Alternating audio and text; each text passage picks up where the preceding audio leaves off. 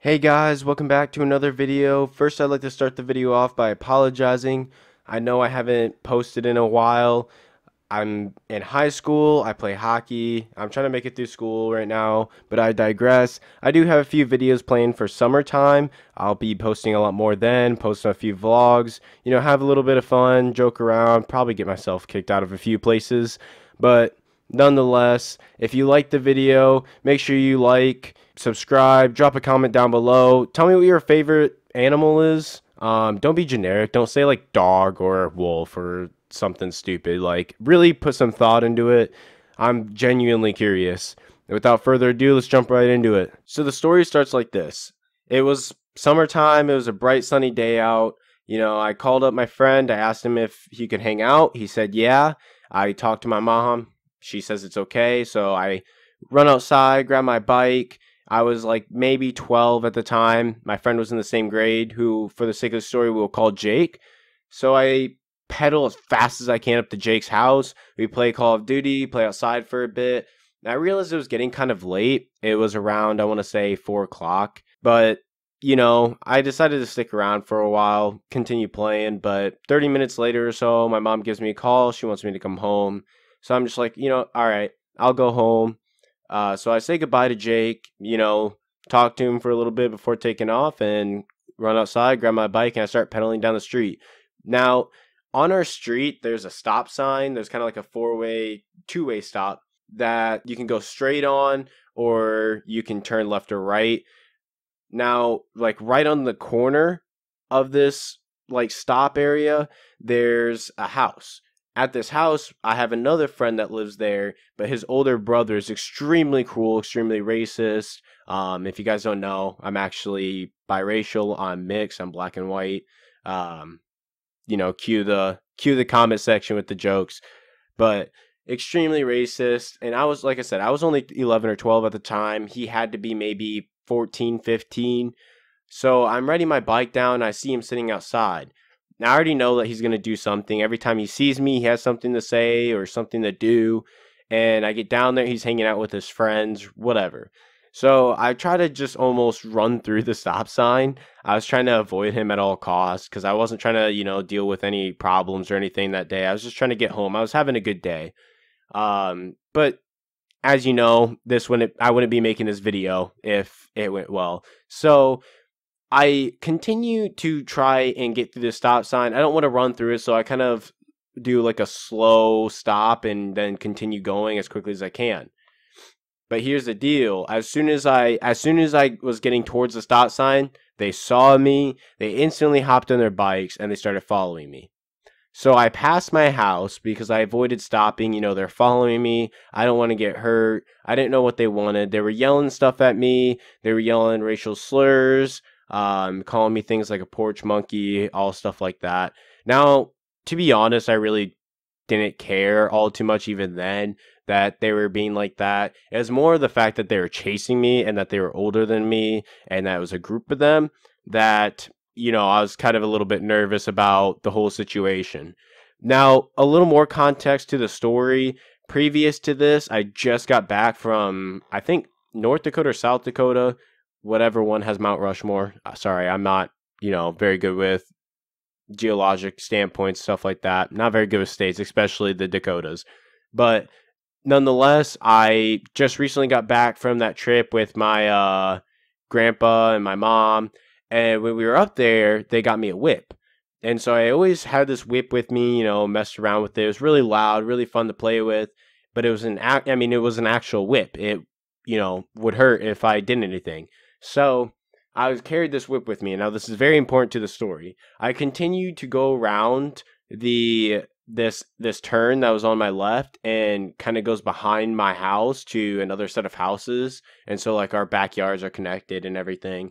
I hit this area and one of them ended up cornering me, so I had to stop. I hop off my bike, and here's where everything goes down. I try my hardest to figure out a way I could get out of this situation. I know that it's not going to end well. They all hop off their bikes and they start approaching me. Now, for the sake of the story, we'll call this main kid Craig. So Craig was not very fond of me, obviously. I don't know why. Probably because of my skin color. It's whatever. Can't do much about it. But he starts approaching me. And behind him is a few of his friends, all of them around the same age as him. I'm getting nervous at this point because I want to say there was about 5 or 6 of them in total, and they are all approaching me. So I have one kind of keeping me from continuing bike riding down the street, and I have the rest, following them behind. And so I kind of start to get cornered into this random person's driveway, and thank God they weren't home. I would feel so bad for them to witness this. But I kind of get cornered as they get close to me. I think they're going to try to fight me. They're going to try to beat me up. I can hold my own in a fight. I'll definitely tell you that. I've always been athletic. Taking on 6 people who are older than me, stronger than me, especially at that age. I can't say that I would be able to survive it too well, but I'd definitely be able to take at least 1 or 2 of them down with me. Nonetheless, they are approaching me. I'm getting nervous now. I'm looking around. I'm looking for help.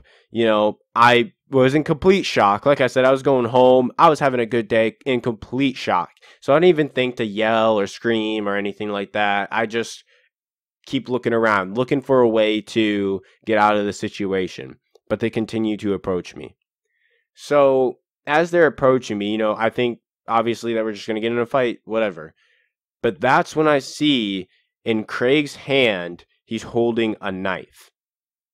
I start to look around, I see the other kids start pulling out knives. Now I get really nervous because I'm not trying to die out here, all right?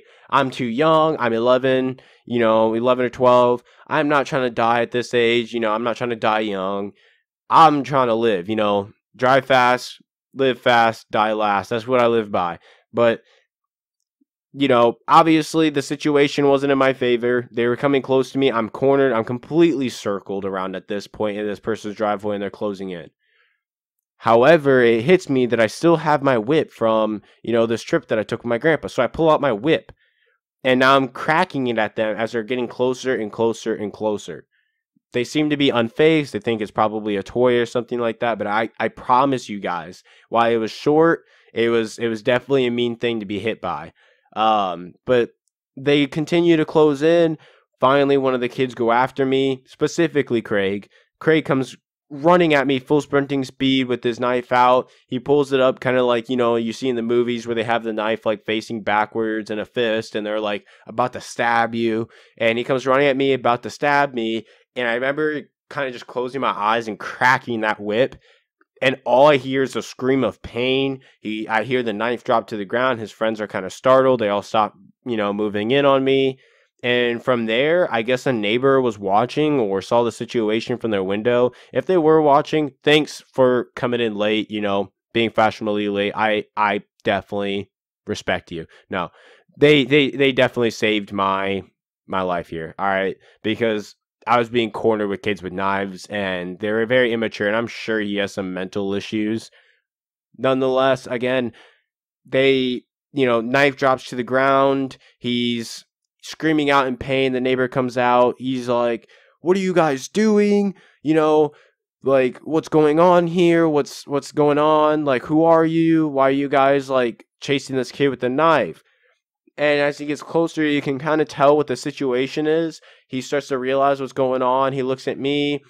At first he was kind of mad at me, I guess, because I guess he thought we were playing with real weapons. But I think after the fact, he kind of realized that we weren't playing around. He realized that I was younger than them and that something bad was obviously happening. So he just looks at me and he's like, "Go home. All right, I'll deal with this."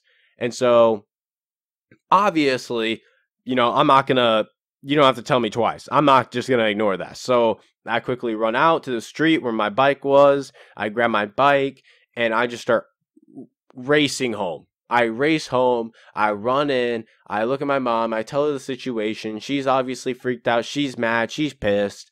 And I tell her who did it. I tell her that Craig, and his friends attacked me.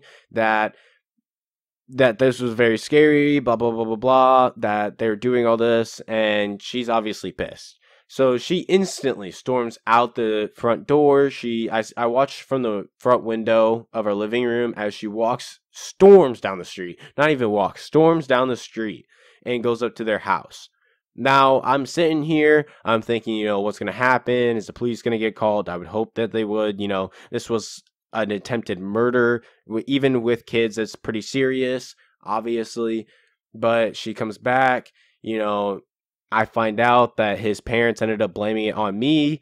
I'm assuming because his parents are just as racist as he is. I wonder where he got it from.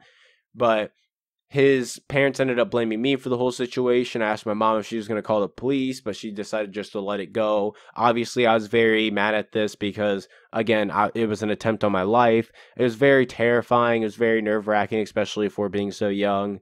But at least I survived, and that's an important part of the story.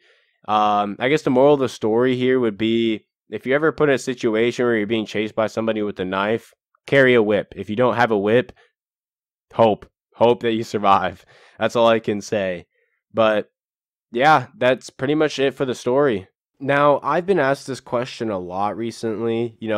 Hey, Tezerac, are your stories real? Did these things really happen to you? I feel like you're capping. I feel like you're making this up. I promise you guys, these are real. These are real people. In fact, some of my stories, especially recently, even with how few that I've made so far, have definitely made some people not so happy that they were included in a story. If you guys can hint towards the one that wasn't exactly involving me, like it was kind of involving more of my friend's part and his relationship and stuff.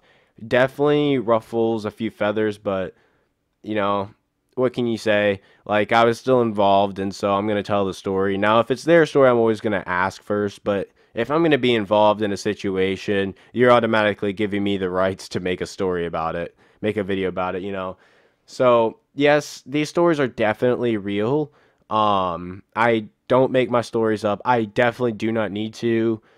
I'm sure that you guys will definitely hear from some of the people in my story soon. I know, like, a few of my friends, especially, again, from that, crazy girlfriend breaks in story. If you haven't seen that video, definitely check it out. Very quality video. They'll definitely want to be joining in some games here soon. I do plan on making a lot more gameplay videos, joking around with friends, maybe playing a few CSGO videos. Like I said, I have a lot more stuff planned on coming out. I know there'll definitely be some breaks, and I'll try to plan and schedule videos out to drop for those times that I'll have those breaks, especially coming up with hockey. But yeah, I promise you guys, my stories are definitely real. I'm not capping on any of them.